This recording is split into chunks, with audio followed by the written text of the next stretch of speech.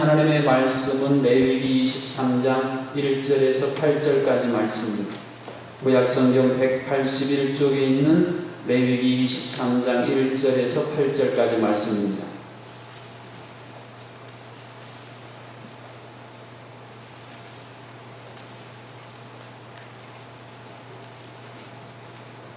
레위기 23장 1절에서 8절까지 말씀입니다. 우리 찾으셨으면 다 같이 한 목소리로 하나님의 말씀을 함께 읽겠습니다. 여호와께서 모세에게 말씀하여 이르시되 이스라엘 자손에게 말하여 이르라. 이것이 나의 절기들이니 너희가 성회로 공포할 여호와의 절기들이니라. 엿새 동안은 일할 것이요 일곱째 날은 쉴 안식일이니 성회의 날이라. 너희는 아무 일도 하지 말라. 이는 너희가 거주하는 각처에서 지킬 여호와의 안식일이니라. 이것이 너희가 거정한 때 성회로 공포할 여호와의 절기들이니라. 첫째 달 열 나흔 날 저녁은 여호와의 유월절이요 이달 15 날은 여호와의 무교절이니 이래 동안 너희는 무교병을 먹을 것이요 그 첫날에는 너희가 성회로 모이고 아무 노동도 하지 말지며 너희는 이래 동안 여호와께 화제를 드릴 것이요 일곱째 날에도 성회로 모이고 아무 노동도 하지 말지니라. 아멘. 유명한 작가들의 이 예술 작품, 특별히 미술 그림들을 볼 때에 추상화 같은 경우는 도대체 저 그림이 무엇을 의미하는지를 모를 때가 많지 않습니까? 그런데 전문가가 나와서 이 그림의 이 부분은 이런 의미고 저런 의미고 그래서 이 그림은 이것을 표현한 것입니다. 설명을 듣고 보면은 아, 저 그림이 이런 의미가 있구나 훨씬 마음속에 다가옵니다. 성경에 나오는 절기가 그렇습니다. 그냥 절기 이름만 들어서는 그 의미가 우리의 마음속에 삶 속에 제대로 다가오지는 않습니다. 그래서 오늘 레위기 이제 시작하는 이 절기들의 의미를 우리가 잘 이해하는 것은 매우 유익할 뿐 아니라 꼭 필요한 필수 상황입니다. 예수님 당시에도 예수님이 하신 말씀들에 대해 제자들은 예수님의 설명하시는 내용을 듣고 그 의미를 깨닫고 따랐던 사람들이 제자들이었고 무리들은 그냥 예수님이 하신 이런 말씀이구나 앞에 사람이 가니까 뒤에 가는 그런 형식으로 따른 사람들을 무리들이라고 했습니다. 오늘 우리들이 이 레위기를 볼 때에 그 의미를 제대로 알고 이해해야 오늘 이 시대의 제자된 우리의 삶에 잘 적용할 수 있습니다.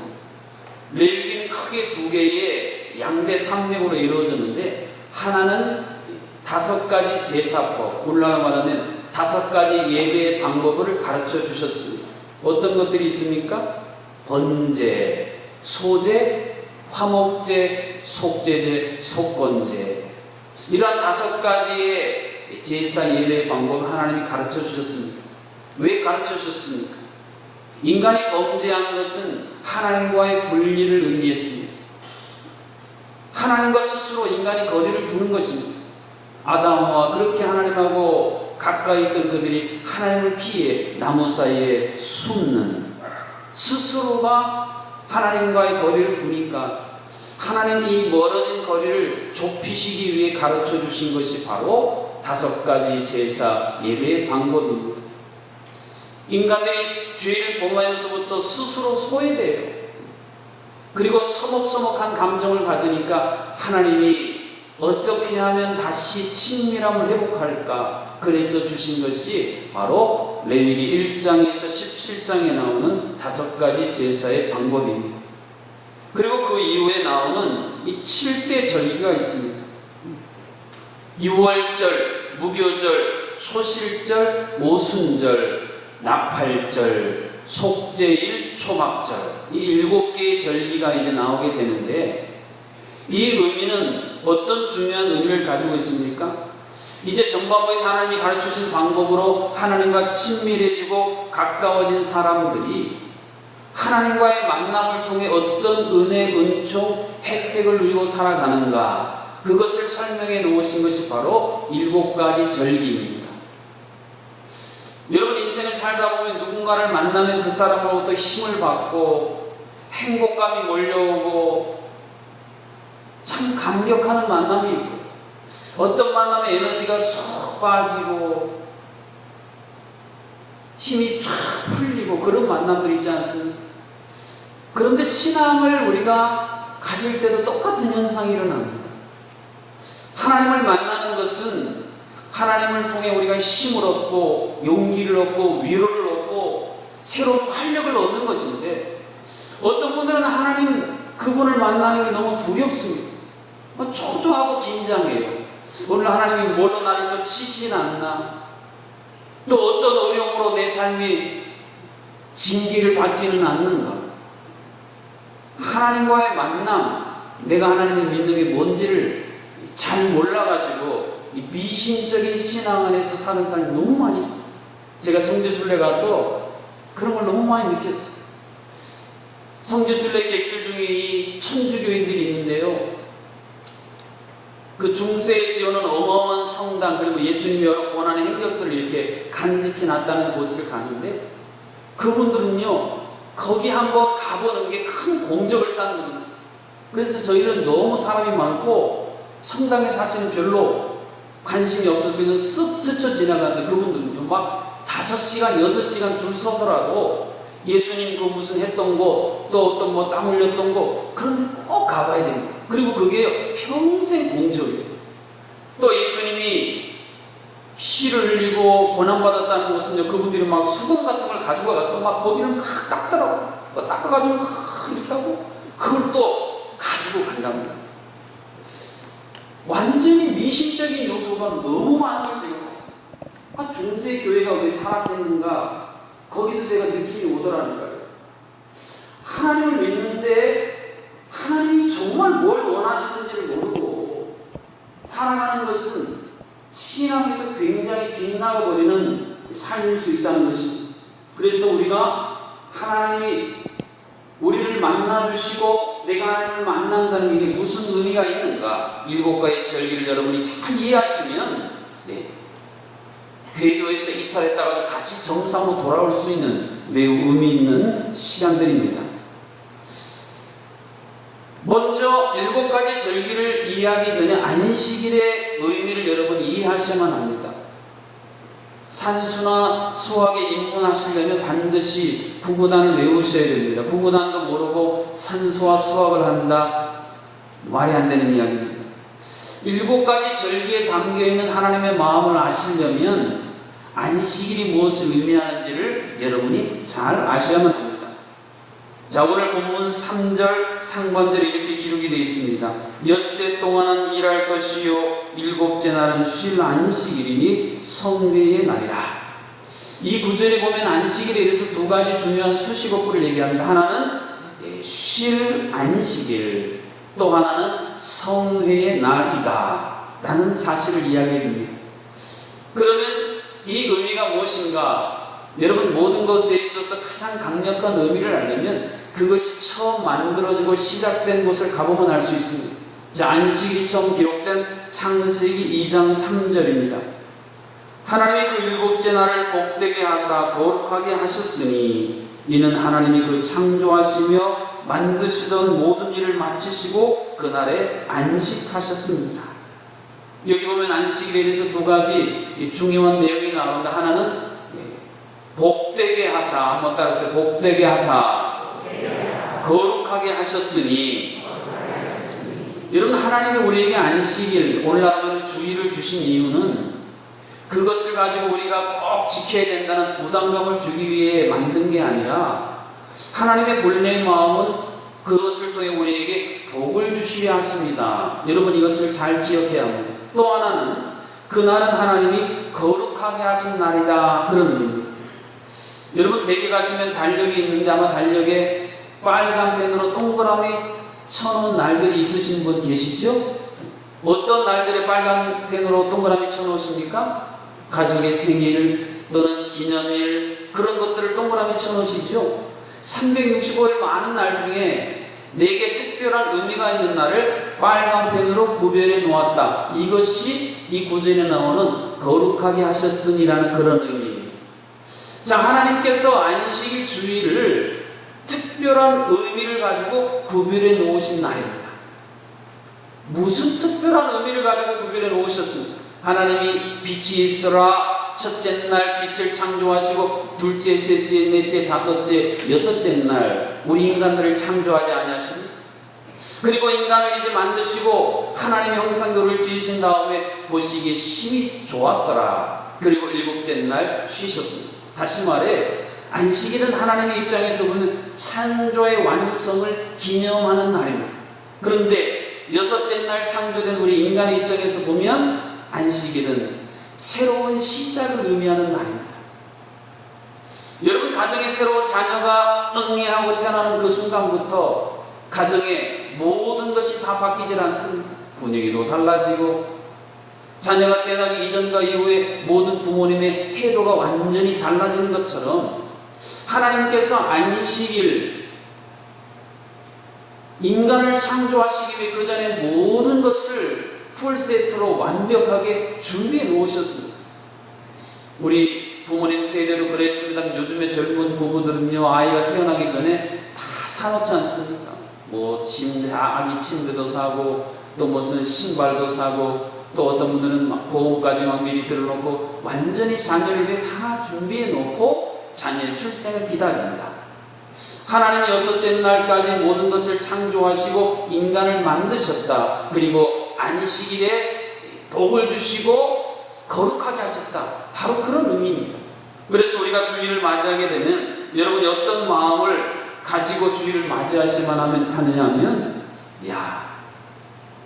하늘 아버지께서 나를 자녀로 이 땅에 새롭게 부르시기 위해 이렇게 모든 것을 다 준비해 놓으셨구나.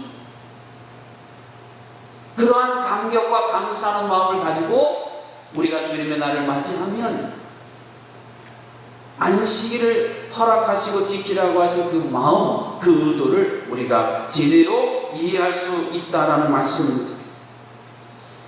예수님이 이 땅에 오셔서 행하신 복음도 마찬가지입니다. 복음은요 예수님이 이미 다 이루어 놓으신 것입니다. 예수님이 다 이루었다 말씀하신 것처럼 다 이루어 놓으신 겁니다. 우리는 그 이루어 놓으신 그 놀라운 은혜와 은총을 받아 누리는 것, 이게 주일이고 이것이 바로 복음의 중요한 의미입니다. 내가 뭔가를 해야 되고 뭔가를 결단해야 거룩해지고 완전해진다. 이것은 하나님이 우리에게 주신 의도와는 다른 것입니다. 하나님이 우리에게 주신 게 너무 완벽하고 너무 놀랍기 때문에 내가 뭐라도 안 하면 견딜 수 없는, 너무 사랑하기 때문에 내가 뭐라도 반응 안 하면 견딜 수 없는 그런 마음을 가지고 우리가 하나님 앞에 나와서 뭘 하는 것이지요. 내가 이것을 하고 결단하고 해야 복이 완성이 되고 특별한 거룩함이 완성된다. 이것은 하나님의 의도하신 바와는 차원이 다르다는 것을 우리가 기억할 것, 이것이 바로 안식일이 담고 있는 소중한 의미입니다. 그래서 참 소중한 여러 고백적인 찬양이 있는데 그런 찬양이 있어요. 은혜 아니면 살아갈 수 없는, 은혜 아니면 살아갈 수 없는. 한번 고백해 보실까요? 은혜 아니면 살아갈 수 없는, 오직 은혜, 오직 은혜, 오직 은혜. 종교개혁자들이 그렇게 외쳤던, 그렇게 목마 외쳤던 이유가 무엇입니까? 중세 교회가요 은혜 가지고도 살 수 있는 것처럼 너무 삐뚤어져서 그래요. 하나님의 은혜, 인간의 노력, 인간의 고행, 수련의 물타기를 자꾸 해요. 그러니까 그건 아닌데, 내가 해봤는데 그게 아닌데, 그것이 마치 엄청난 천동설이, 거짓된 천동설이 진리인 것처럼 믿어진 것처럼 완전히 세상을 뒤덮고 있으니까 그거 자욱이 낀 거 걷어내느라고요 종교개혁자들이 그렇게 강조해서 외치는 오직 은혜, 오직 은혜. 우리가 주일을 맞이하고 안식을 지킨다는 것, 바로 그런 의미입니다. 하나님의 은혜로 나는 삽니다. 할렐루야. 자, 이러한 안식일의 기본적인 개념을 가지고 이제 유월절과 무교절을 살펴보겠습니다. 이 유월절과 무교절은 서로 긴밀하게 연관되어 있는 하나의 짝과 같습니다. 자, 오늘 본문 5절에 보면 첫째 달 19날 저녁은 여호와의 유월절이요 그랬습니다. 이건 유대인의 원력으로 1월 14일이 유월절인데, 우리가 잘 아는 것처럼 유월절의 시작은 출애굽에서 시작됩니다. 하나님께서 이스라엘 백성들을 죽음에서 건지시기 위해 제정하신 게 바로 유월절이었습니다. 어린 양을 잡아 문설주와 임방에 어린 양의 피가 발라진 집에 사람들은 죽음의 사자가 건너뛰었다. 그래서 유월이란 말은 건너뛰었다. 영어로 말하면 패스오버라는 뜻이 있습니다. 자, 이 유월절을 통해서 하나님이 말씀하시려는 의미가 무엇일까요? 바로왕과 이집트 백성들은 하나님을 향해서 엄청난 죄악을 범했습니다. 하나님이 보내라고 하면 좀 보내면 좋은데, 보낼 듯 하다가 조금 좋아지면 또 마음을 꽉 강팍하게 해서 못 가, 이러기를 계속. 하나님 입장에서 보면, 야, 얘네들이 지금 나하고 흥정하는가요? 그럴 정도로 여러분, 이 재앙 10가지 재앙의 사건을 읽어보십시오. 그런 상황입니다. 그래서 하나님께서 이제 마지막 이집트의 모든 장자를 심판하시겠다고 선언하자, 거기서 하나님이 이스라엘 백성들을 패스오버, 면제시키시기 위해 제정하신 게 유월절이었습니다. 바로왕과 이집트 백성들이 지은 죄값은요, 이제 죽음이 아니고서는 해결할 길이 없어진 겁니다. 여러분, 바로왕과 이집트 백성뿐이겠습니까? 죄에 빠진 인간이요, 도대체 무엇을 지불해서 그 죄를 우리가 씻을 수 있습니까? 내가 도대체 얼마나 많은 헌금을 해서, 도대체 얼마나 열심히 봉사를 해서 내가 이 내 죄의 문제를 해결할 수 있겠습니까? 죄의 문제에 대해서는 우리는 지불 능력 없음, 지불 능력 상실, 이것이 여러분 인간이 갖고 있는 한계점입니다. 이것을 깨닫지 못하면 절대 우리는 메시아가 필요 없습니다. 내가 죄 해결할 수 있는데요, 내가 지불할 수 있는데 메시아가 왜 필요하겠습니까? 내가 지불할 능력이 없기 때문에 예수님이 대신 와서 이것을 지불해 주시기를 그렇게 간절히 애타게 찾고 간구하는, 이게 바로 유월절이 갖고 있는 의미입니다. 어린 양의 피가 발려진 집은 죽음의 사자가 건너뛰었다. 여러분, 이렇게 게임 같은 거나 하다 보면 그런 게 있습니다. 뭐 이렇게 카드놀이, 이렇게 어린아이들 이렇게 무슨 세계 여행 같은 거 보면 찬스 카드라는 게 있어요. 그걸 이렇게 갖고 있으면 나중에 결정적으로 어려울 때 그거를 짠 내면은 그 어려움을 통과하도록 하는 그런 카드가 있어요. 찬스 카드. 그런 거 안 해보셨어요? 저는 오늘 바울 전도대랑 이야기하다가 뱀주사위 놀이를 전혀 모르시던 여러분, 뱀주사위 놀이 해보셨어요? 이렇게 입에서 배까지 있어서 주사위를 던져서 하나씩 가는데 사다리 타면 갑자기 쭉 올라가고 뱀 있는 데면 뚝 떨어지는 거, 그런 거 안 해보셨어요? 해보신 분? 오, 있으시네. 저를 막 이상한 나라에서 온 사람으로 보더라고요. 아무도 안 해봤대요. 자, 그러니까 결정적으로 위기에 빠질 때에 그것을 통과할 수 있도록 카드를 내미는 것처럼, 유월절 어린 양이라고 하는 그 어린 양의 피, 그 안에 있으면 패스, 죽음도 패스. 보라, 세상 죄를 지고 가는 하나님의 어린 양이다. 어린 양 대신 예수님이 우리를 위해 이 땅에 오셔서 유월절 어린 양처럼 피 흘려 주심으로 말미암아 그것이 우리의 생각에, 우리의 영혼에, 우리의 심령에 발라진 사람마다 나는 부활이요 생명이니 나를 믿는 자는 죽어도 살겠고 살아서 나를 믿는 자는 영원히 죽지 아니하리라.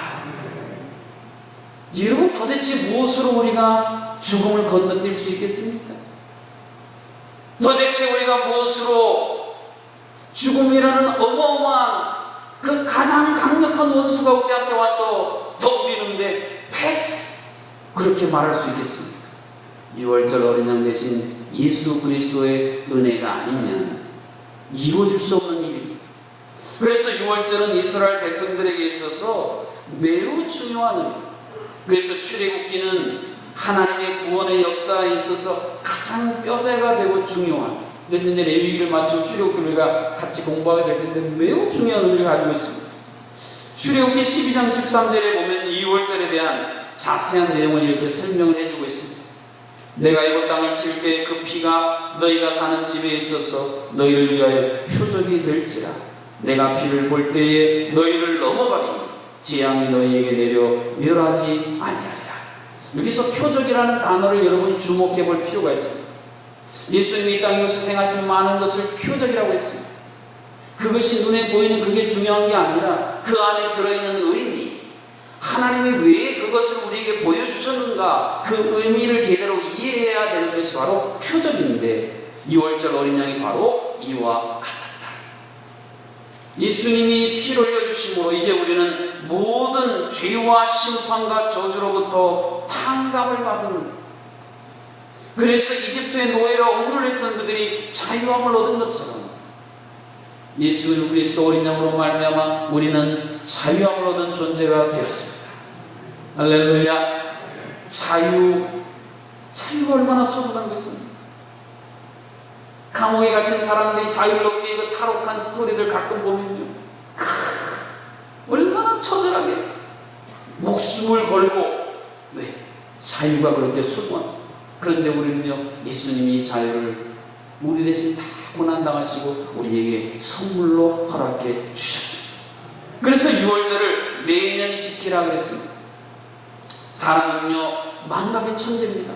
얼마나 망각의 천재인지 1년 전에 일은 못하고 한 달 전에, 일주일 전에 일도, 요즘 새벽기도 오시는 분은 바로 몇 시간 전에 한 일도 잊어버려요. 제자들이 그러는 지금 현실의 어려움에 절절절절 매고 살아가는 인간이에요.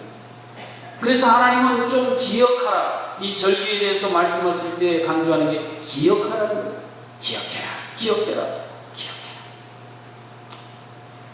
제가 어떤 책에서 봤는데, 미국의 어떤 한 사람이 이제 비행기를 타고 다른 대륙으로 이제 가려고 했는데, 뭐 갑자기 무슨 일이 있어서 좀 늦어서 비행기를 놓치고 말았어. 그래서 비행기 티켓만 이렇게 바라보고 있는데, 나중에 알고 보니 그 비행기가요, 사고가 나서 폭파해버리고. 그래가지고 그때부터 그 사람이 그 비행기 티켓을 자기 사무실 책상에 딱 붙여놓고요, 힘들고 어려울 때마다 그 비행기 티켓을 보고 힘을 얻었대. 나 벌써 죽었을 몸인데 내가 살아있는 것만 해도 얼마나 은혜냐. 힘내자, 할 수 있다, 덤으로 사는 삶이다, 그랬다는 이야기를 제가 어떤 책에서 보고, 여러분, 예수님의 유월절 어린 양의 그 피가 바로 그런 게 아니겠습니까? 죄로 우리 벌써 죽은 존재인데, 그것도 영원히 죽은 존재인데, 예수 그리스도의 그 어린 양의 피, 그 거룩한 인이 내 마음과 생각에 다 들어오는 그 순간 우리가 다시 사는 존재가 됐다.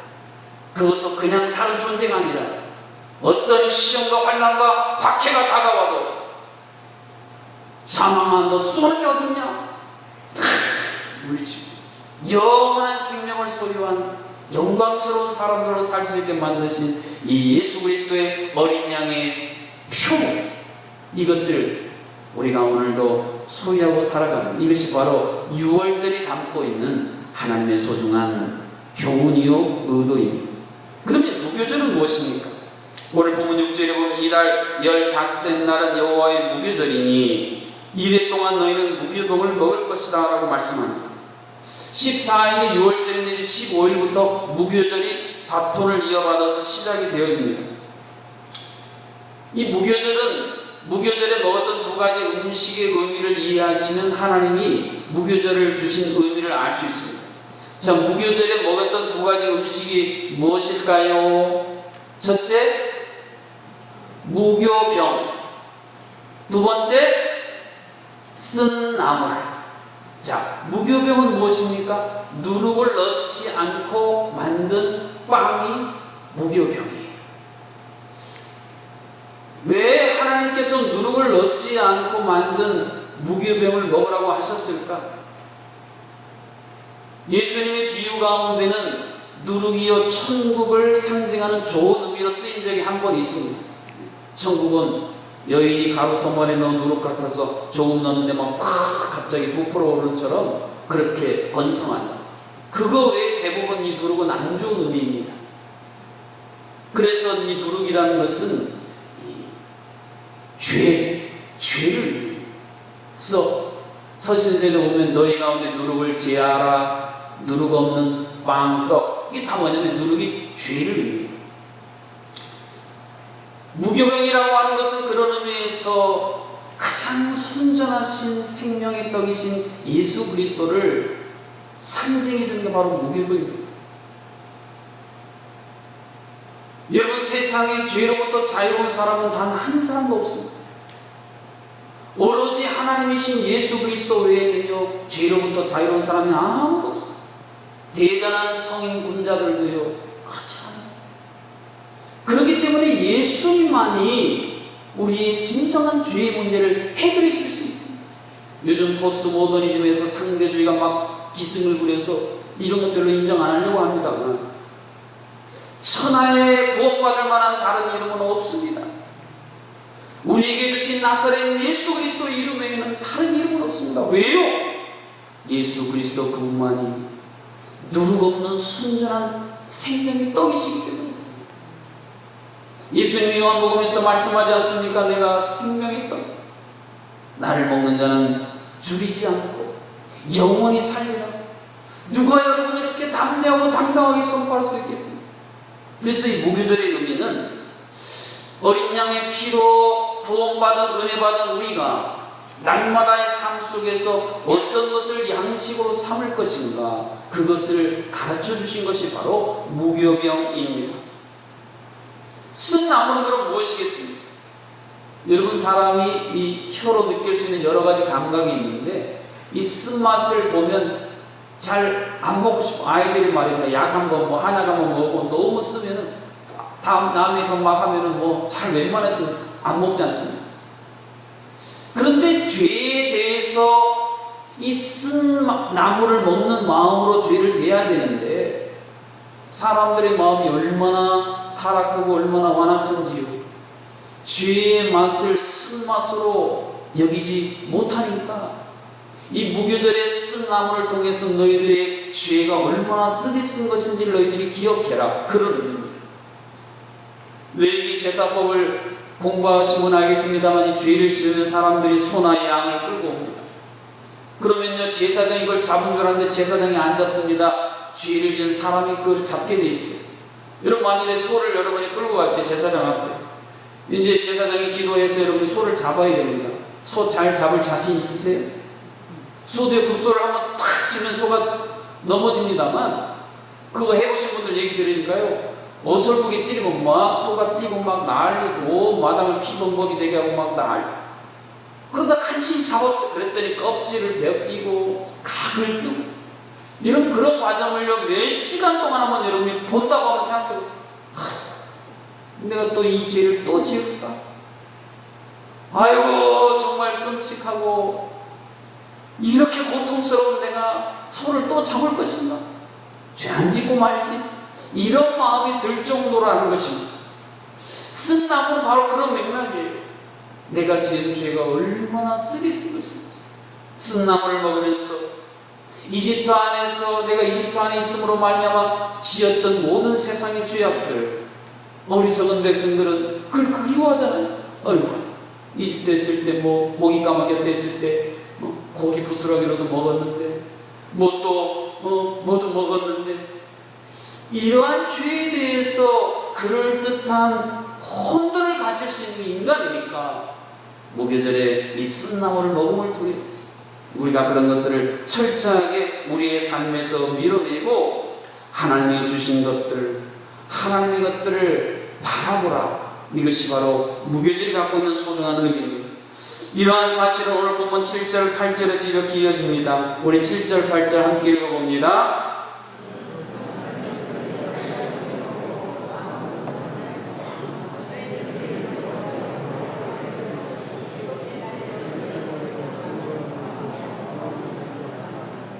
자, 여기 보면 화제라는 단어가 나옵니다. 화제는 뭐냐면 재물을 불러 태워서 올려드리는 거죠.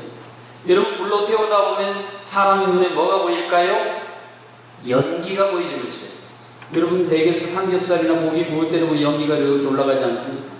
자, 하나님 앞에 6월절을 시작으로 무교절까지 7일 동안 계속 불로 태워서 재물을 올려드리면서 연기가 이렇게 하늘을 향해 올라가는 걸 보면서 이스라엘 백성들이 깨닫습니다. 아, 하나님이 우리가 지금 하나님 앞에 예배하고 하나님 앞에 올려드리는 것을 하나님이 받고 계시는구나. 그러면서 이러한 과정을 통해서 하나님께서 이스라엘 백성들에게 주시고 싶었던 소중한 마음은 나를 그렇게 좀 바라보라는 것입니다. 나를 좀 그렇게 바라보고 내게 집중 좀 해주라. 이것이 바로 6월절과 무교절에 계속 했어야 하는 이 화자 안에 담겨있는 하나님의 마음입니다. 여러분 어떠세요? 여러분 사랑하는 사람이 여러분 이렇게 자꾸 봐주었으면 좋겠는데 자꾸 안 봐주면 속상하지 않습니까? 바쁘다고 한 번도 눈도 안 맞춰주고 한 번 보고 웃어주지도 않고 그러면 속상하시지 않겠어요? 하나님도 하나님의 자녀인 우리들이 하나님을 좀 집중해 주기를 원하세요. 시선이라는 참 감동적인 찬양의 가사가 있어서 제가 한번 적어와 봤습니다. 모든 시선을 주님께 드리고 살아계신 하나님을 느낄 때 내 삶은 주의 역사가 되고 하나님이 일하기 시작하네. 모든 시선을 주님께 드릴 때 하나님이 느껴지기 시작해. 하나님이 우리 안에 느껴지기 시작하면 그 다음부터는 내 삶이 아니에요. 내 삶은 주의 역사가 돼요. 여러분 그런 희망 한번 안 가져보실래요? 내 삶이 내가 노력하고 내가 있어서 이룩한 내 삶이 아니라 내 삶이 그분의 역사가 되는 삶. 생각만 해도 기대가 돼요. 생각만 해도 막 심이 옥수수 치고 생각만 해도 가슴이 벌렁벌렁. 내 삶이 아니라 내 자녀의 삶이 아니라 나를 통해 내 자녀를 통해 우리 교회를 통해 주님의 역사가 이루어지리다. 신앙의 위대한 인물들의 삶이 바로 그랬습니다. 그러니까 그분들은요 인간이 할 수 있는 이상을 하는 거예요. 왜? 내 삶이 아니라 주님의 역사이기 때문에. 그런 것은 우리가 하나님을 향해 시선을 집중하지 않으면 절대 이룰 수 없는 일입니다. 하나님이 일하기 시작하네. 하나님은 우리를 통해 일하고 싶어 하십니다. 우리 안에 일하고 싶어 하십니다. 구약성경의 선지자들이 말했던 하나님에 대한 중요한 속성 중에 하나가 하나님의 열심. 하나님은 정말 우리를 향해 대단한 열심을 갖고 계세요. 여러분이 여러분의 자녀가 말입니다. 낙심하고 절망해서 아무것도 안 하고 방에 방콕하고 있을 때 여러분의 마음은 벌써 자녀를 위해서 얼마나 분주하게 움직이기 시작합니까? 내 자녀 다시 생기 가진 자녀 다시 일어나서 다시 도전하는 자녀가 되기 위해 여러분 마음속에 얼마나 많은 것들이 막 움직이고 계세요. 하나님이 바로 그런 분이십니다. 믿음은 하나님께 집중하는 것입니다. 한번 따라해보세요. 믿음은 하나님께 집중하는 것입니다. 그런데 믿음이 없으면 하나님께 집중 안 하고 다른 것에 자꾸 한눈을 팔아요. 제일 안타까운 삶이 어떤 삶인지 아세요? 예수님이 이 땅에 오셔서 모든 더러운 쓰레기통을 다 비워놓으셨는데 거기에 다시 쓰레기를 갖다 주워 담는 성도들, 이것저것 이 이야기 저 이야기 엉뚱한데 한눈 팔았어요. 온통 생각, 마음, 영혼이 다 쓰레기통처럼 살아요. 그리고 그거를 다른 사람한테 퍼나가요. 나도 악취나고 그거 받는 사람도 악취 때문에 힘든데 그거 모르고 그렇게 살아갑니다. 그러나 우리가 믿음이 있으면 이 더러운 것들을 예수 그리스도께서 완전히 다 제거하시도록 우리들이 맡깁니다. 오늘 제가 군대 얘기를 했습니다만 하나님이 이 6월절과 무교절을 통해 이스라엘 백성들에게 갖고 계신 최종적인 계획은 하나님의 장자, 하나님 나라의 군대였습니다. 내가 저 이집트 군대, 그 당시 가장 강력한 전차 부대를 가지고 있는 이집트의 군대를 내가 무찔렀다. 누구를 통해? 너희들을 통해. 나의 군대인 너희들을 통해 내가 이집트의 군대를 괴멸하지 않았느냐. 너희들은 내 군대다.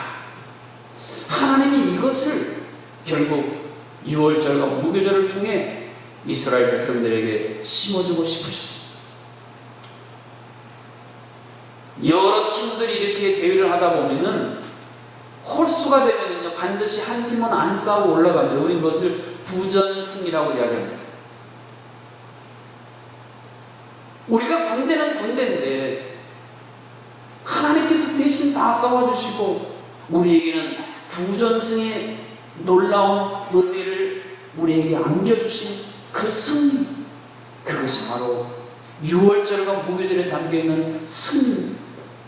만일에 내가 실력이 있어서 전투에서 이겼다, 내가 노력을 해서 전쟁에서 이겼다, 자랑할 때 있지요. 그러나 실력도 없는, 내가 노력도 한 것도 없는데 부전승으로 승리했다, 감사, 감격, 겸손할 부릅니다.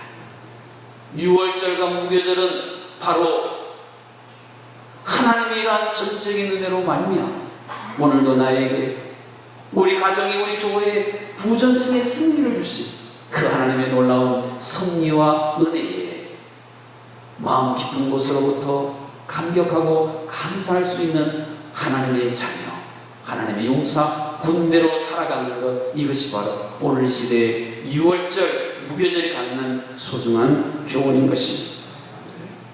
레위기에 나오는 절기는 하나님이 우리에게 어떤 일을 행하셨는가, 그것을 우리로 하여금 들여다보게 하는 소중한 참고입니다. 내가 하나님과 어떤 아름다운 관계를 유지할 수 있는가, 그 중요한 우리 인생의 궤도를, 내일을 보여주는 소중한 아름다운 하나님의 유산입니다. 이 절기의 의미를 온전히 깨달음으로 말미암아 그 절기가 주시는 혜택을 마음껏 누리는 우리 모두가 될 수 있기를 주님의 이름으로 축복합니다. 이 시간 주신 말씀 가지고 우리 함께 기도하겠습니다. 하나님, 유월절로 인하되신 예수 그리스도의 보혈의 공로로 지금까지 패스하게 하신 은혜에 감사합니다. 흠도 티도 없는 누룩 없는 떡이신 생명의 예수 그리스도를 날마다 내 양식으로 삼고 죄악이 얼마나 쓰디쓴 것인지를 잊지 아니하므로 하나님의 은혜로 승리하는 진정한 하나님 나라의 군대, 군사 용사들로 나를, 우리 교회를, 한국 교회를, 이 나라의 민족을 새롭게 하여 주옵소서. 기도하시고 질병으로 고통당하는 환우들과 우리 사랑하는 자녀들, 이제 또한 이번 주간에 있어질 여러 가지 중요한 일들 가운데 하나님의 권능으로 친히 임재하여 주옵소서. 이를 위해 합심으로 함께 기도하겠습니다. 우리를 위해 모든 것을 완벽하게 준비해 놓으시고 창조하시고 그날을 복주시고 우리가 이 땅에 탄생함을 특별한 의미로 부여하여 주신 하나님을 찬양합니다. 유월절 어린 양 예수 그리스도를 통하여 죄로 죽은 우리를 살려주시고 이제 어떤 죄도 죽음도 저주도 다 패스 오버하게 하신 그 주의 놀라운 은총을 찬양합니다. 누룩 없는 흠도 티도 없으신 예수 그리스도를 날마다 우리의 생명의 양식으로 삼으며 죄가 얼마나 쓰디쓴 것인지를 분명히 기억함으로 죄에게 틈을 주지 아니하는 영적으로 깨어있는 주의 자녀들, 제자들 되게 하여 주시옵소서. 내가 실력 있고 내가 노력하여서 얻어내는 승리가 아니라 하나님이 일하시고 그저 우리는 시선을 주님께 드린 것 뿐인데 내 삶이 주의 역사가 되게 하시고 내 삶 속에 일하기 시작한 그 하나님으로 말미암아 마치 부전승의 승자처럼 우리에게 주시는 이 놀라운 상상도 못할 승리의 깃발을 휘날리게 하는 이 시대 하나님 나라의 용사들, 군사들 되게 하여 주시옵소서. 하나님의 은혜가 아니면 오늘도 살 수 없는 질병과 여러 가지 문제와 고통의 아픔 가운데 주여 둘러싸이는 심령들이 있습니다. 사방으로 오개쌈을 당하여도 쌓이지 아니하고 거꾸로 뜨림을 당하여도 망하지 아니하고 주여 다시 한번 옷들이처럼 일어서는 진정한 승리의 용사들 되게 하여 주시옵소서. 예수님의 이름으로